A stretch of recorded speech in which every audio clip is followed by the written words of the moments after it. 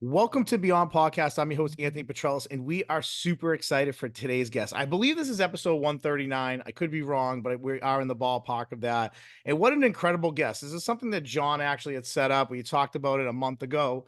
And as soon as he said it, like, I don't even think he had to finish the sentence. And I was like, yes, let's do this. This will be a lot of fun. So we have an awesome guest on here today, and I'm going to try to give her a wrestling type introduction here. So here I go. I want an honest assessment afterwards from both of you guys. Here we go.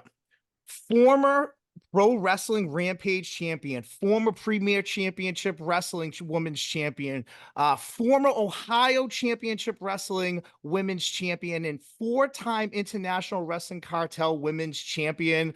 Ladies and gentlemen, if you are listening to this in a car right now, pull over and bow down the greatness. If you are listening, walking down the street near a church, walk in there, bow down the greatness. If you are listening at your house, stop what you're doing and bow to greatness, because that's what we have on here today. So without further ado, the queen of the silver screen, Katie Arquette. Wow, what an introduction. Thank you so much. Yeah, That was I pretty mean, good, listen, Anthony. Nice it's Good. not job. bad. I mean, I'm not quitting my day job, but I will say I've always wanted to give like a killer wrestling intro. And I sometimes get a little carried away on this podcast, like when I introduce guests, but I mean, I had to roll out the red carpet here for you, Katie. Absolutely. I'm straight from the red carpet, so it only makes sense for it to be that way. So I thank mean, the queen of the silver screen. I tell you, when I saw that, I died. I was like, this is going to be a fun conversation, because that what a heck of a nickname. But guys, you don't see on here, if you're listening, John Sensabar is joining us again. This is John's third episode with us, man. We love John. John is the head of our creative, and that he does a very good job. And so we always love to have him jump on. And John, like I said, you were excited about this episode. You I kind of was brought it not too. not jumping on for this one at all. So I'm really excited. As everyone that's close to me and Anthony know, we're huge wrestling fans. And when this opportunity came about, I was like, absolutely. There's no way that we're not letting this getting Katie on here. And Katie, again, thank you so much for coming on. It's really awesome. thank you for having me. I'm very excited. So, and I appreciate your better half, excuse me, that got me up here. So love. Absolutely. Yeah, and Absolutely. John's wife Megan, actually, with the assist here, she really kind of hooked this up. You guys used to work together and know each other pretty well, and yeah, I mean, just kind of a small world connecting the dots. But Meg, thank you, we She's appreciate it. my low-key agent. So that's what she does on the side for me. That's why we're business partners. I So mean, it makes total sense. Like she's like in the dock for the silver screen. Like she is the silver in the silver screen. Like She'll you don't slip really you in a see. steel chair. She'll slip you in the brass knuckles. Believe yes, me, take it from me. absolutely. She's there.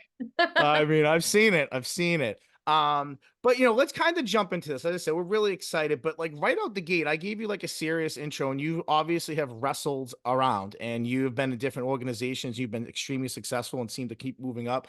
Just talk a little bit about your love for wrestling, how you got into it, and where we're at right now with it a little bit. Absolutely. Well, I've Yeah. always been a big wrestling fan, ever since I was little. My sister actually got me hooked into wrestling. She's the reason I like a lot of the things that I like. So she's a big influence on me. And she watched a lot of it in the Attitude Area going into like the early 2000s. And Oh, the I best. wanted to do, right? It was the best. I wanted to do everything she wanted to do, and we're 8 years apart. So she's older, I'm younger, and I would sneak into her room. She'd let me watch wrestling, and then eventually she ended up kicking me out of her room because I asked way too many questions. And I think the question that threw her over the edge was Triple H's entrance. He comes onto the ring and he sprays water up, and I go, "Why is he spitting on himself?" And she's like, "Get out, you're done, no more questions." And I kind of fell out of it until I got to college. And I was in a sorority, so a lot of Greek life watched wrestling, big wrestling fans. And we'd watch Raw, and there was a Monday Night Raw where I saw Kane was on there. Oh, And Kane is my all-time favorite that's wrestler. He great. was the first wrestler I ever saw. So it was like a love at first sight type of thing, and never forgot him. And I see him on a Monday Night Raw in 2014, 15, and I'm like, he's still wrestling? That's cool. And I ended up falling in love with it all over again and found my way to IWC where I trained and loved it ever since. I mean, that's amazing to kind of hear that, because like you're saying names that like I mean, when I was younger, like damn, like Kane, Undertaker's brother came from hell, like, oh my god, it's gotta be Best Kane, right? storyline of I all time. mean, Best Yes, like storyline of all time, yes. easily. ever, ever. And it's cool to hear you say that because there was a part of me in college that definitely fell off of wrestling a little bit too. You know, I didn't get maybe catch every Raw, or it wasn't always easy sharing the room with my college roommate, being like, "Yeah, can I watch 3 hours of Monday Night Raw here on a Monday?" So you know, falling off a little bit. And when I kind of went back on, you said the same thing. Like there were some names that just kept popping back up. I'm like, damn, these people are like still at it. Like okay, like, and then you fall re in love with it again. So for you, you jumped into it. You said to yourself, "Man, this is what I want to do. I want to crack at it." And obviously, you found yourself successful. Talk about early on, um, I guess trials and tribulations with it a little bit because I'm sure indie circuit, it's up and down. You know, you're wrestling all over the place. The travel, the pay, everything kind of in between is not easy and it's a little difficult. So maybe talk about the early journey of that because we always hear the success stories of wrestling, how everybody got there, but the grind is the grind, and that's like the best part of it. You know, that's like what we care about when we cover sports. You know, but let's hear it from you. Just talk about that early stages of it. Yeah, no, that's a really great question. Yeah. So you always hear about like paying your dues, right? So when you get into the business, there's a lot of hard work and there's a lot of things you don't know that aren't taught to you or just gets put behind the back burner that you just have to learn along the way and you're expected to know it. So it's definitely a lot of different trial and errors. I mean, when I found myself interested and that I even knew that there was an independent circuit to begin with, I thought it was just WWE, nothing else.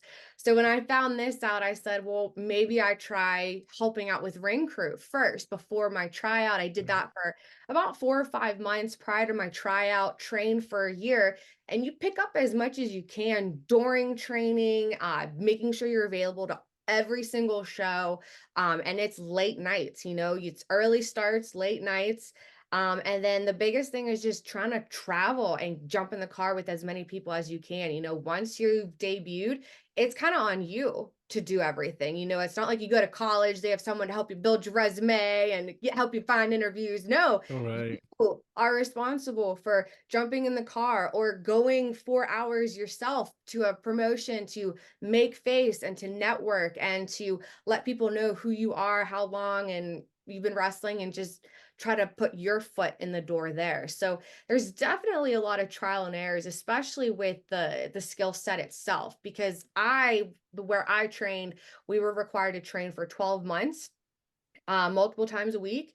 And after that, some people just stop training. And it's like, it's not like riding a bike. There is a thing called ring rust. If you don't Yeah. continue to do what you do and you're not actually wrestling every single weekend, you need to be in the ring. So that's also another trial and error that people miss is when you're done training, you need to keep training, go to open rings, go to new schools. That's something I did. I traveled to Cleveland, Ohio, and I'm in Pittsburgh once a week just to get some extra ring time in. So there's definitely a lot that you learn along the way. And if you're not a natural born killer, then you definitely need to put in the time. I always hear excuses. I have school or I have work. And it's like, well, if this is what you want to do, you need to make those small sacrifices to put in the time because there is a lot of time. We just miss it. So definitely a lot of stipulations going in at first, and that I still experience now.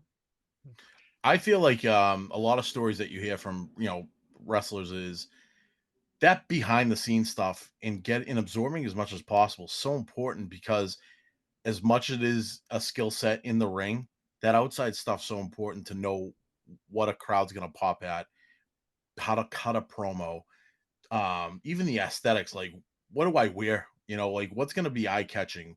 What's my attitude gonna be like? Right. Am I a heel? Am I a good like there's just so many things to think about. And I think you probably had an upper hand over a lot of people that maybe just, you know, nose straightforward, go to a school, learn some moves, and that's it. You're watching things. Like you said, you're part of like maybe the ring crew, getting things set up and watching the atmosphere. Like catching that vibe is so important. So I'd have to ask, you can name anyone. It doesn't, who are like maybe like top five influences on you. Doesn't have to be a professional wrestler. I mean, like could be someone from the independent circuit who took you under their wing, physically and maybe on TV that you watched or you've learned something from where you're like, yeah, this is what I want to do. They're helping me out big time. Yeah, no, I love that question. So I had two trainers, Chris LaRusso and Andrew Palace. I also had Super Hentai help out a little bit, and DJ Zoot, also known as Joaquin Wild on Monday Night Raw. Yeah. Um, so they've all been big influences on me in a trainer's perspective. And I definitely was in the car a lot with Chris and Andrew to put my foot in the door and go where I need to go.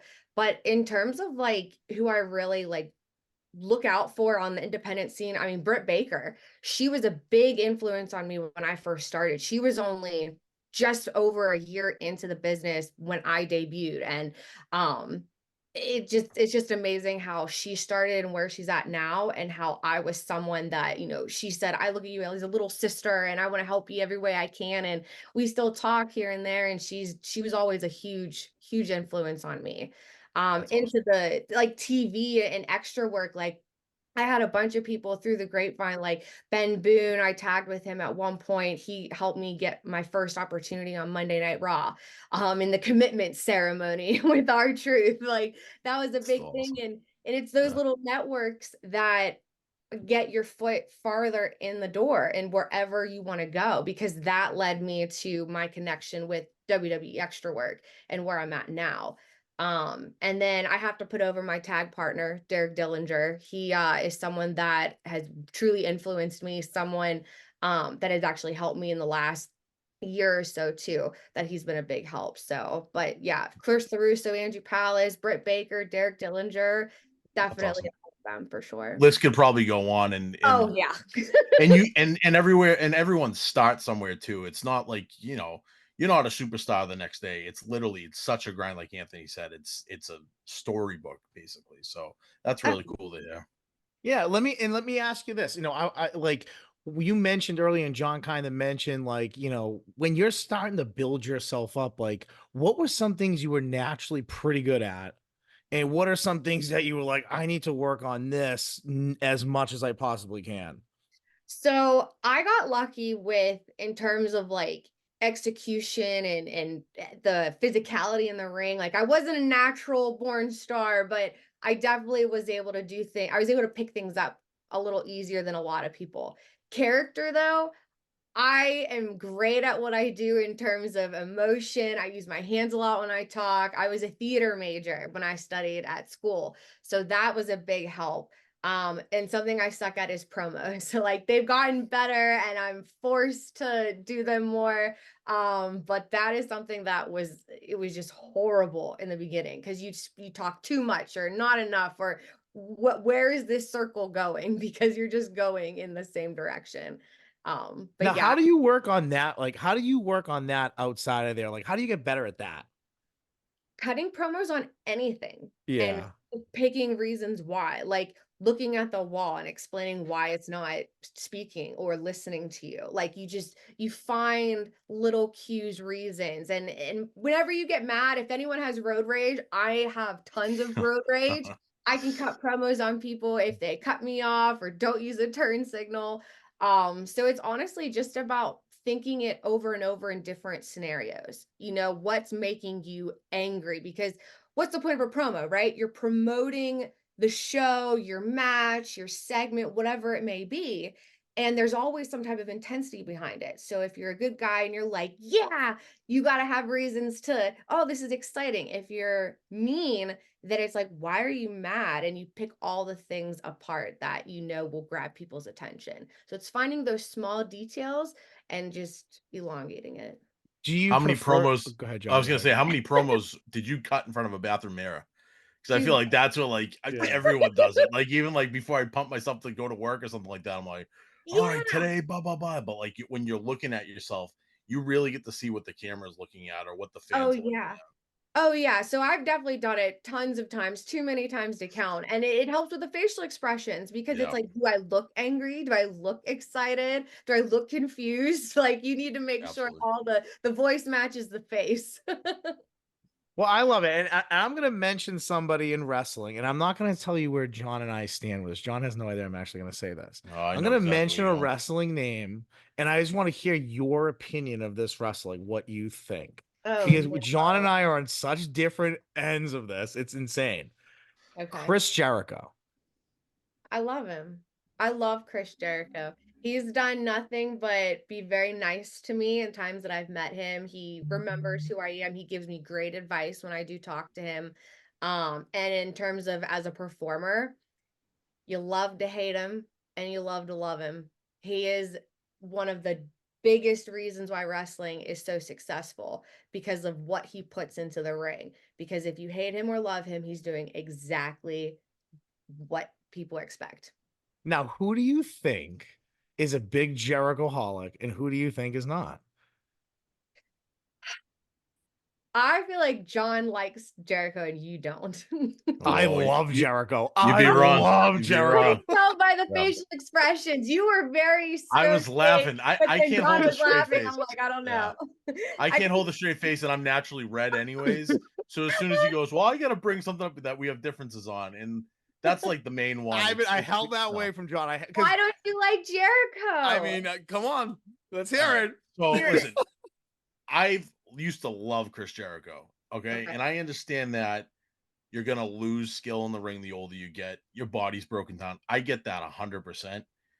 I feel like he owes a lot of his career to Shawn Michaels. Okay. I think without Shawn Michaels, without Mr. Perfect, there's no Chris Jericho. Unlike Shawn Michaels and Mr. Perfect, I feel like Chris Jericho just hangs around. Like, I don't feel like anyone Hanging around. wants him anymore. Shawn Michaels, the guy broke his back and they were begging him to come back. I think Chris Jericho is like the guy that, like, hey, we'll see you later, Chris. And then you open up a new, wrestling company, and then he's like, hey guys, I'm here. And it's like, ah, damn it, he followed us. I think it's time to hang it up, Chris. Listen, I think I it's mean, over. I'm a He's Jericho-holic personally. I think there is no person who has changed himself as much as him. But And that, all he right, all right, hits a all right. home And run I with don't it want to, I every don't want to spend all time. night doing this. I don't want to spend all night doing this, but I feel like someone who has to change that much probably wasn't good to begin with. He's just Where, good because he can do it all. no, He because a can lot do of it those all. gimmicks didn't work. Where Taker's gimmicks worked, Kane's gimmicks worked, all these other people's gimmicks, they worked. Taker could be a normal badass on a motorcycle and someone who everyone thought died. He could be both characters. Chris Jericho's like, yeah, Okay. let me get a notepad list. Let me wear a scarf. Let me do this. Let me do that. Let me have Just made the clown makeup list. on. Just made the list. Okay, that's fine. Let's stop talking about Chris Jericho because Katie's on, and I'd rather talk about her. All I don't right, want to talk about Chris Katie. Jericho. Now jumping into that, Sorry. what is a dream matchup for you? We're talking about, in my opinion, first ballot Hall of Famers, but we're talking about big time wrestlers, right? Who's somebody you would love to step in the ring with today and have like a WrestleMania match with them? Becky Lynch. Love She it. is by far the only person right now that is at the top of her game. That's someone I would love to wrestle. I've always been a huge fan of her since she started in NXT, and yeah, the Four Horsewomen. Like, I loved all of them: Charlotte, Bailey, Sasha, but Becky is who stood out to me most. She had a vibe and an energy, and I would love for her to put me in an armbar and try to. I would say Becky had to work the hardest out of all of them. Not, and I don't take anything away from Charlotte because I think she's an unbelievable wrestler, but I think Becky had to prove herself the most, and I would 100% agree with you on that. I agree. I have to ask this question now. I was going to wait till the end, but where we're already kind I of was implying going, it, dude, to go for it. I have to. We hear all the time, and I don't hate the question. It's like, who's your Mount Rushmore wrestlers? And it's always male wrestlers. Mhm. Always. It's, your Hogans, your Flairs. Like, who is your Mount Rushmore of female wrestlers? Who in the business? Great question. Oh, that's a tough one. Oh, well, I would have to, number one, I'd say Lita, because she was a huge influence on me, as to why I liked wrestling, liked women's wrestling, and why I dressed the way that I did all through middle school and high school. I'd also have to probably say Molly Holly. I think Yeah. she brought a Molly presence Holly, that was yes. so Good name. different, and Yeah. she changed as well. And every time she came back, she was a huge pop, and everyone loved seeing her. I think I'd also have to say Jazz, because she she was a female in the like divas, but also like a little earlier, and she was a beast. Like Beast. Yeah. You had China, but at the time, China was with DX or with Triple H, and she was like her own entity. But Jazz, Yeah. 100%. And then honestly, I'd have to put Becky in That's there awesome. because I was Becky, just gonna say, I was gonna say Molly Holly, just like you alluded to, that diva era. Say what you want about it. She wasn't with the diva era. It was like she was in her own league. She wasn't like, wearing the clothes they were wearing or really getting into that. She was such a good in-ring performer and all around like talent that it yeah, was separate from that butterfly belt era, as we like to call it. It was 100%. I mean, She even stood out. Lita. She knew she needed Lita to do for it, sure. and Lita too. I mean, she Yeah. had the whole uh, thong the gimmick with how everyone else Yeah. dressed divas, but that was about it. Yeah. Yeah. That's what Lita That she was that just was her yeah. was contribution to that part of Stratus. it, you know? Yeah, like if Yeah. I had to put a fifth person, it'd be Trish Stratus because she dominated. She was like the face of the women's She division. was. And she also was a great in-ring talent. You can't deny that at all. Oh, for sure. For sure. I mean, wow, that there's so many. I mean, the list could actually you look at Charlotte and Charlotte, God, like there's Yeah. just Well, so I, many I women you love could your answer. say. It It's was not great. what I was expecting because when the things that I've heard as far as like the Mount Rushmore in most people's eyes as far as the business goes, Mhm. sometimes it's not even so much the wrestlers themselves. Like you'd hear Miss Elizabeth, the Sensational Sherry, because of their, what they did as far as change certain things. And again, Miss Elizabeth's not really an in-ring performer, but as far as No. the business goes, she had her contributions, good and bad. Sensational Sherry, she went through hell and back to become where and that was an era when there wasn't much competition. There wasn't a roster full. There wasn't two nights of WrestleMania where the women had half the show just as much as the men. Like she really she stood her own and again, that's just that I loved your answer. That was completely different than what I thought I'd hear. That was awesome. Thank you. Now, you obviously like you name all these women and you have these influences, these people that you looked up to.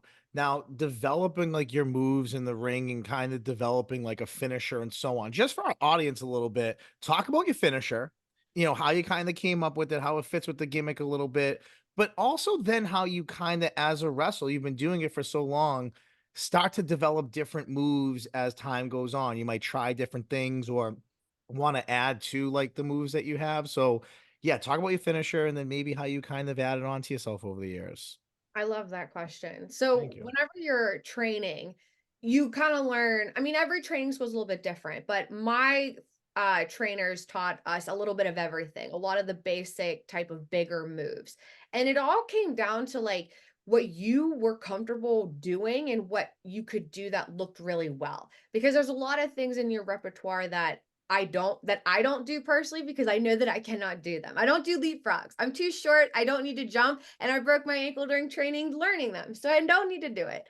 So it all comes down to just what fits your character, persona, and physicality and comfortability. Going into it, I knew that I had like my 5 basic repertoire moves, things like a spine buster, spear is my finish.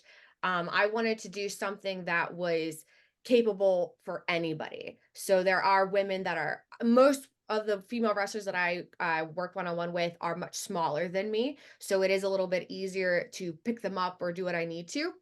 Anyone that is a little bit bigger than me, I need to make sure that I can also get them down with the same finisher, point of a finisher. So that's why I do the spear. Plus, I love football and edge. Edge is a big reason why I do the spear. Um, but in terms of like growth and development, like that comes back down to figuring out more of your move set because it's all about evolving, even though you don't think Chris Jericho has evolved too much.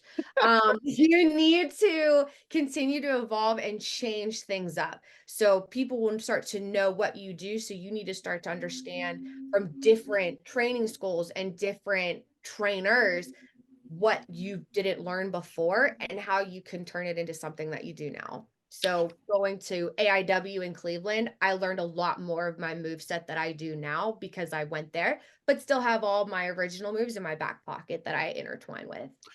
Does And the when you go ahead, spear go have ahead. it? Does the spear have a name? No, Like, it's do you just do? a spear. I Can I think can I give you some? Can I give you Yes, some? please. I'm All terrible right. at creating things like that. Queen of Silver Screen. I'm talking like Final Cut, box office hit, director's cut, the grand finale, something that has to do with the silver screen. You know, I know you Yes. bring the clapboard into the ring. Yep. Maybe you do that. You do the spear, get them down on the ground. You just go done. You know, like that's a wrap. That's a wrap. You can That's call a it that's a wrap. Yeah. You insane. know, there you go. I God. won't copyright them. You can take them. You know, again, I was just spitballing. Yes. But I think Incredible. another thing a lot of wrestlers talk about is their longevity with using that move, because you hear about people that did certain moves and over time, Austin Stunner, Hogan's leg drop, it crippled their body. The more and more that they're going at that, I think that's another thing that you got to really look at. Like, how many times can I'm doing this finisher a lot, and hopefully you just continue to do it and you're winning belts with it. But how many times can I do it and make sure that I'm not, just imploding Yeah. my body? You know what I That's mean? actually a really good point because to that, I always did my hip attack in the corner. That was something that I've done for 7 years. And I just changed it because my chiropractor continues to tell me how my one hip is like 3 or 4 inches higher than my other hip. Oh man, yeah, And it's not good. And it's finally creeped up on me. So, another wonderful reason to change things up, not only to give the people something new, but to yeah, protect your body. There's a reason Ric Flair started bumping on his side because it hurt to bump right, normal. yeah, yeah. And the other thing I'll kind of build off of that a little bit, excuse me, is match chemistry. So, like, obviously, you got your moves and you can be really good at what you do, but your dance partner kind of is your dance partner, right? So, when you kind of have big matches or, or long matches, like I know you did an Iron Woman match that was like 30 minutes, like something like that, like how much out of ring communication is going on a little bit as far as these type matches go? Or is it more, are you good enough that you have some ideas, but you may be talking it out as you're doing it too? A little bit of both, actually. I feel like when I was 2 years in, that's when things started to really click for me. And it kind of just snowballed after that. And I feel like this past year, things have not been easier, but it's been more I've been more confident and a little more comfortable with going in and whoever I am dancing with, I can have a conversation and I can make sure that, oh yeah, this, that, the other, we can do this, and have it flow really well. Now, sometimes there's opponents that are super great, you're super great, and it's awful, kind of like the one match with Shawn Michaels and Triple H and The Undertaker and Kane that we Okay, never that was horrible. I remember don't that even one. talk about. The match graphics is all we need. It's like Um, watching an old folks home fight. It was like, oh it boy. was so Yeah, bad. I'm like, guys, yeah. stop. But yeah, I mean yeah, yeah. You got to find the right chemistry and you got to know who you're working with and you have to know what you're good at doing and how you'll be able to recover and keep everybody safe. Piggybacking off the chemistry, I'm going to ask you about a bump you took, and it's going to be memorable for you because it was in an AEW dark match versus Jade, Okay. and it isn't the kick to the chest, which was like, holy moly, that almost knocked you into another century. One of my most favorite things to ever watch Shawn Michaels do was his reaction to a slingshot. You missed the turnbuckle and you hit your face off the rope. I Did miss that hurt? Yes, it hurt Yeah. a I lot. watched it. I watched that match a few times and I was like, that that couldn't have been like right. Like that didn't look So right for you. And I felt like you could see it in your face. As soon as you get up to the rope, it was a deer in headlights. You're like, oh crap, I'm not supposed to be here. I'm supposed to be over here at the turnbuckle. And I was like, that's gotta kill. Please yeah. tell me about that. So go when I did it, we're walking through everything. I'm like, okay, slingshot, this and that, shatter hole, shindig. It happened. And I just remember I'm like, my face kind of hurts. Your adrenaline's going. So I didn't really analyze. I'm just like, something feels numb right here. But finished everything and was fine. And I guess she had just learned that a few days prior. And that's why she really wanted to do it because it's such a simple thing, but it's pivotal that you do it a very specific way. And I'm not trying to say anything negative about it with her, but she didn't get me straight enough, which is why I should have hit the turnbuckle and I Your didn't. reaction was priceless, though. You did a great job because, in all honesty, it was like, again, it wasn't like the Shawn Michaels flip over the rope 3 times and completely, but Yeah. the way you reacted to it, I was like, wow, she really recovered from that. But when I watched that, I saw it real quick and I go, I got to rewind that. And I'm like, that looks like it really hurt. But it made a commercial, I'm pretty sure, and the pump Oh, did kick it? pump that I did. So I Pump did kick for that sure. Yeah. match was it still worked. And she felt so bad afterwards. She grabbed my face. She's looking. She's like, "Are you okay?" I'm like, That's, "I'm okay." Got a that's little cool. bruise. It cleared up. So, I Awesome. mean, that's incredible too. I mean, that moment for you, just kind of wrestling in an organization like that, that is the next step for you. I mean, was that just like holy cow, surreal in a lot of ways? It was It was incredibly surreal. That was Mhm. my first time wrestling. It wasn't on live TV, but it was my first time wrestling on a platform as big as AEW is in front of that many people. I think before then, the most I had ever wrestled in front of was maybe like 2,000 people. And that's like our big star. IWC's like Night of Superstars, so that's supposed to bring in a lot of people. This had many more than that. And it felt awesome because it was in my hometown. And you can even hear on commentary when they introduced me, they were like, "Oh, it looks like Katie has some family in the crowd." I'm like, "No, no, those are my people because this is Yeah. my hometown." Yeah. So that was the highlight of that entire night. I mean, that's That's so nice. awesome. I mean, that is cool. And again, it's just another step for you as you continue to grow in this and get better and better. I mean, also becoming a champion, right? Like I mentioned it at the top, you've everywhere you've been, you've kind of hit the pinnacle of where you can hit. And that must be a really cool feeling for you because obviously success is success in what you do, but winning what the top is of where you are and then going somewhere else and then going somewhere else and you keep winning that, that's your ultimate growth stick as far as like you are growing in this business a lot. I mean, winning a championship, your first one, I mean, what was that like for you? It was amazing. I mean, whenever you hear about like titles and things like that, everyone's like, "Oh, they're you have to remember like they're props," or it's like, no, they're not. They are meaningful. Very. And the more that I've been in the business, it reminds me of the trust and the respect that you have from the promoters, from the locker room, from the fans, that you can hold a championship title. And my first title win was with the Britt Baker. And that's when David Arquette was there. So it was just a huge, huge moment. And it was so surreal, the whole environment. I think I had one before, but this, because it was my home promotion, that one meant something because it was a constant that I was always at. It was a place that I trained. And it definitely meant something because now I had the trust and respect to hold the women's title. Crowd went wild for you. It was awesome. Yeah, That was that such was a so cool, cool. the Yeah. confetti, We everything. watched I the was like, video. holy Yeah. moly, this is like one of the best like title wins of all time. Oh yeah. Um, Oh yeah. Real quick on titles, could be any belt Okay. ever in the history of wrestling. What's your favorite title design ever? Ooh. See, that one's hard because originally, does it matter like men's or women's Doesn't or matter, men's or women's. I'm just gonna hold up my favorite real quick. It's the tag team Look championship. at him Classic. conveniently has Yeah. the okay? belt right there, Right ready to next to him. go. Well, when you're a tag team champion, that never leaves your side. Um, Well, but it could be any title. It could be from independent circuit because I've seen some badass independent circuit titles before. Like yeah. they look unbelievable. But favorite belt you've ever seen, held, anything. See, that's tough because just from the women's, like the very first one, like the oval gold play with a little bit of red and blue, like that looked nice, the women's belt, until they got the butterfly belt. I'm like, ah. And Yeah. then the men's intercontinental title with the white strap, the one that Cody brought back, was really Okay. Yes. cool. So not White this one because strap that's is the black good. strap. No, no, Hold on. no, I got the white one. the white strap.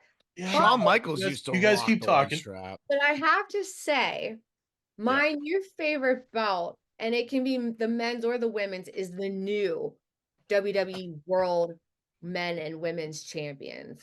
Like Mhm. That one's cool. those title belts remind me of like the original WWF belts, Right. like when it was really big. And I feel like this is the first time the women's championship actually reflects the first one. And it actually means something. And it just, those are my two favorite ones. 'Cause they I look think your former coworker hid the other belt on me. She gets pretty upset when a new belt is added to the collection. I don't know what that one is, but I She do actually have the might white be the strap. champ. She's walking around with her at the I house, don't you Probably, know? know. yeah, yeah, absolutely. She kicked my butt the other night. But yeah, so that belt is definitely somewhere. But that one was one of my favorites too. The white strap was It sick, was and I was hoping Cody would bring back the winged eagle for. I wanted to see that so bad. Not to knock the new one. Like I think the new one's great, and I like that it kind of goes back to the big gold style, and I yeah. like the I like the universal, none of not universal anymore, but I like that one as well too. But I'm hoping that wing eagle makes a comeback at some point, because that's the one that I grew up as a kid. That's who I saw, with Macho Man and Hogan and Bret Oh, Hart, and oh, that was awesome. bringing back nostalgia. That's why they did it. Yeah, Yeah, they're doing a great absolutely, job good of move. it. I mean, WrestleMania, the hype up to that was, I mean, that's Oh, the best I've seen probably since like Rock Years. Cena, like build up, like in a sense, like in my opinion, like in a WrestleMania. I mean, holy cow, it was great. great job. I actually let me ask a question about that. So we all have heard, especially the wrestling fans, there is a mega resurgence with wrestling right now. It is the writing, the talent, everything is there. What have you seen on your own end as far as just everyone really feeling amped about it? I mean, think about it. It's a big giant family, regardless of what promotion you're with. You're all in the same profession. And if one person's striking gold, it should get everyone else pumped up and want to be better as well too. So WWE is, we all know, the leader of everything as far as wrestling goes. When that promotion's going the way it's going right now, you guys must get some kind of like push on that, like just to see, like, wow, this, we're living in a great time right now. Yeah, to see how wrestling has evolved over the last decade, honestly, which is Yeah. about how long I've reconnected with it before my sister kicked me out of her room.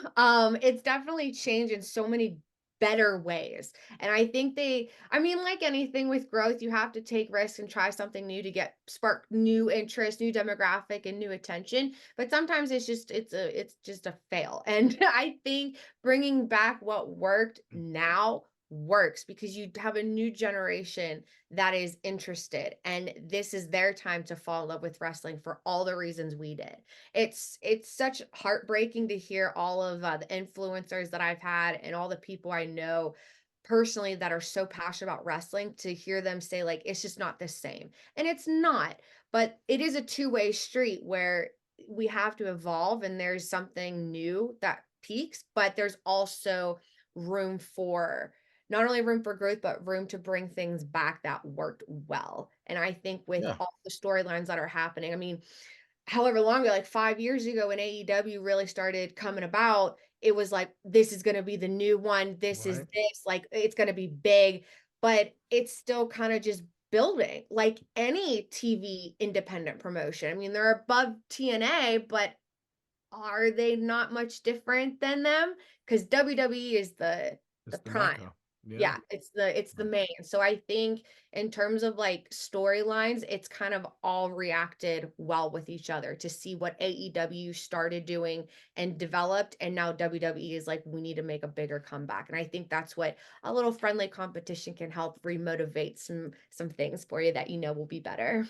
Yeah, absolutely. That's Competition why makes I everything love better. your character. That's why I love your character, is because I grew up in the era of good guy, bad guy, and you really wanted the bad guy to lose. But then as I got older and you fell in love with wrestling during the Attitude Era, people were chanting for the bad guy. Like there was like this new resurgence of fans that are going, hey, like this guy or girl, like I love the fact that they're mean or they don't care, or Stone NWO, Cold, dude. I mean, that's really NWO, Stone Cold, they right. wrote the book on that.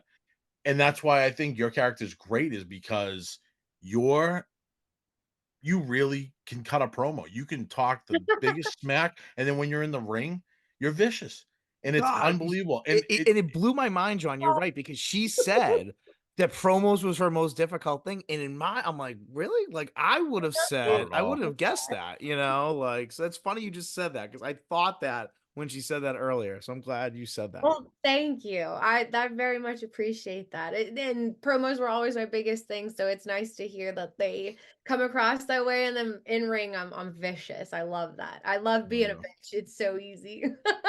So you prefer being a heel, like being a heel is just a Oh, lot easier. absolutely. Yeah. Absolutely. I mean, there's pros and cons to both, right? You got to read your audience. You got to know who the fans are at that show. But it's a lot easier to get people to hate you than to love you. Yeah. It's Absolutely. true though. It is true. And you So need both. You need yeah, both. you do. Like, I mean, the great ones could do both, right? I Yeah. mean, Jericho could definitely do both. Um, Agreed. but Agreed. but a question that I'll ask you, just like tying off of that, is like you obviously have grinded to get where you at right now. So and I understand that in a lot of senses. I think that when you're wrestling, you are full time that, and you are maybe recharging in life in other ways. Like I know with this podcast, when I'm working on this, I'm recharging as dad, I'm recharging as a teacher, and then that's just like a vicious cycle. Like for you, who are you a little bit outside of wrestling? Like when you're not wrestling, just like what are your interests? What are things you enjoy doing that maybe just kind of reset you and get you refocused when you do jump back into wrestling and get kind of locked into that? Well, I love Disney. I'm a huge Disney fan. So I was Awesome. actually just at Disney World last week. Nice. So that's where I was. So I love Disney. I love binge watching the same shows over and over again. Same Us too. And Us too. I'm We're the same way. comfortable. I'm comfortable. My husband, Andrew, he's like, "Yeah, we gotta watch something new." I'm like, I don't want to watch something new. I'm comfortable watching because it's good. It's good. There's a reason I rewatch Give it. us one show you rewatch.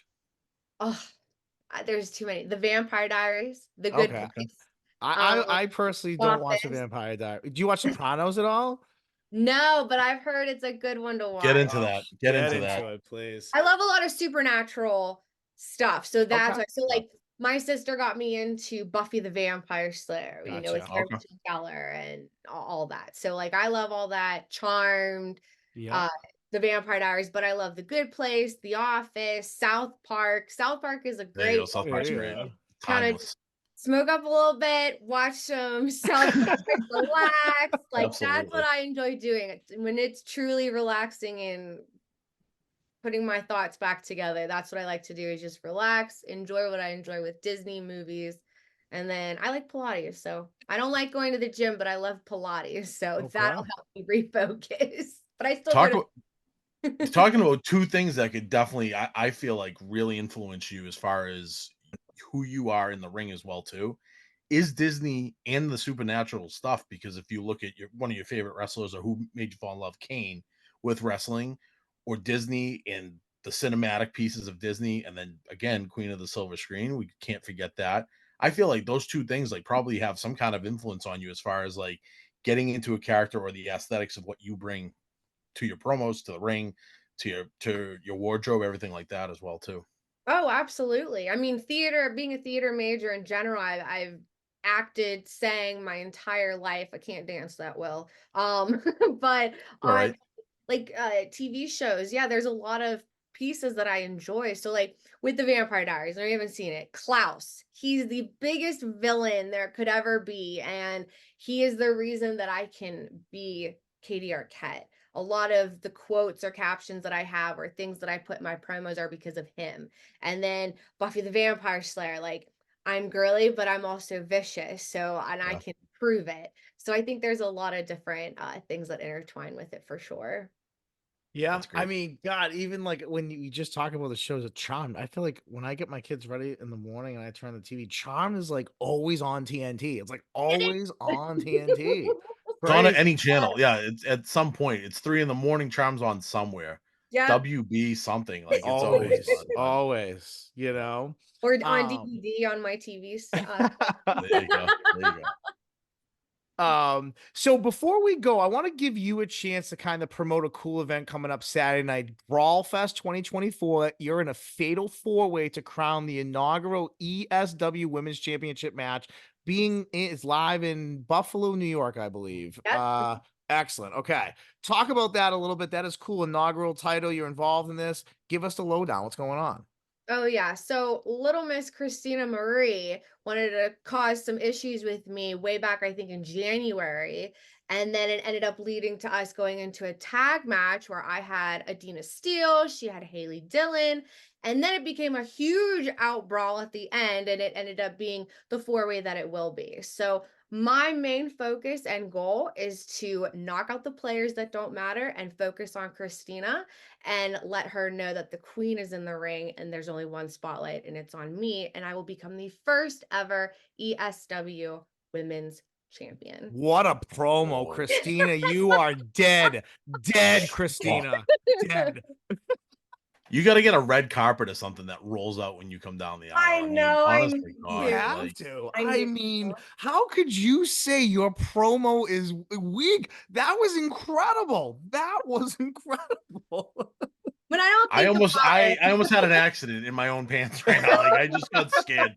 Like I was actually pretty terrified right I there. was just like, oh Good, my God, this good. girl's dead. But that's incredible though. You know, I saw that on your social media, so I wanted to make sure that we gave that a plug for you. And we want to thank you for coming on here today. This was so fun. Like, I honestly mean that. I think kind of we cover that like grind, work hard, you know, not the road often taken, and you know, the kind of see your success and rising, and John putting you on the map for me, and me being like, holy cow, like let's do this. I'm so glad that in your busy schedule with especially what you have coming up that you could come on here. So thank you.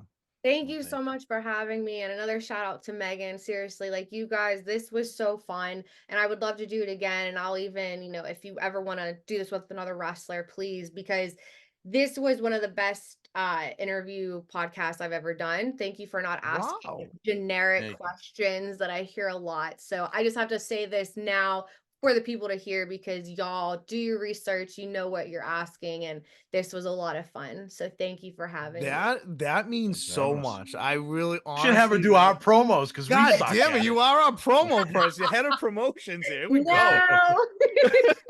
That's awesome. No, was so excited for this one. Like I said, just know you surpassed the Bruins. I don't not watch a Bruins game right now. I was Literally, worried. I was worried if John was showing up. I was like, I'll tell you. Oh, no. no, but I had to be on for this. I was like so pumped for this. And again, we're diehard wrestling fans, and I'm so pumped that you're on. I would love to have you come back on. Like, love to do a revisit episode. Definitely don't forget us. You're No. making your way to the top. It's gonna Yeah. happen. So if front row tickets are in the cards for us, great. At the Garden, you know, Yes, Yeah, any yes. event. yeah. Or I'll tell you Next what, time I'll you're in tell you Boston. what. In the Garden or in Pittsburgh, when you mentioned Pittsburgh, I went and saw the Royal Rumble. Ironically enough, it was CM Punk's last time before he had come back. It was that Royal Rumble. And Kane weirdly was waiting outside the Royal Rumble ring for him for like 20 minutes and then finally like pulled him out. It was so bizarre. But Pittsburgh was our favorite place to go. We all joke and say we would love to go back there. I'll tell you a funny quick story before we go. So we have a friend named Murph who if you follow our social medias on this podcast. So we are there as 8 of us, big wrestling fans. We're at Matt Hardy's like pre-party, like across the street from the arena. And these group of guys keep looking at us. Now, we're far from troublemakers, okay? But these guys Mhm. keep looking at us and looking at us. And finally, like, we just gotta ask these guys, like, why are they looking at us? So we walk over and we're like, hey, is everything okay? And they're like, yeah. And they're pointing to our friend to go, is that the guy from Mike and Molly? They thought he was the main character from Mike and Oh, Molly. geez. And we all just started dying laughing. We ended up having drinks with these guys. They would hear like all buddies visiting to watch wrestling too. But Pittsburgh is our favorite place on the planet. So the Garden front row or in Pittsburgh front row, I will take either. Yes. We'll roll out that red carpet for you Yeah, too. I We'll mean, do whatever you Jesus. want. And we'll roll it back up and No. We'll roll be when the you top win. of the ramp. Yeah, you kick us out after My whatever you new want to do. entourage. I need a new entourage. You guys Absolutely. are up for the job. First All perk. right. Well, thank you. We appreciate this so much. And yeah, good luck on Saturday. Win that title, and we'll promote the hell out of it for you. It'll be awesome. Sounds great. Thanks so much. All right, guys. So from Absolutely. Beyond Thank you. Podcast, I'm your host, Anthony Petrellis, John Sensapar, and Katie Arquette. Till next time.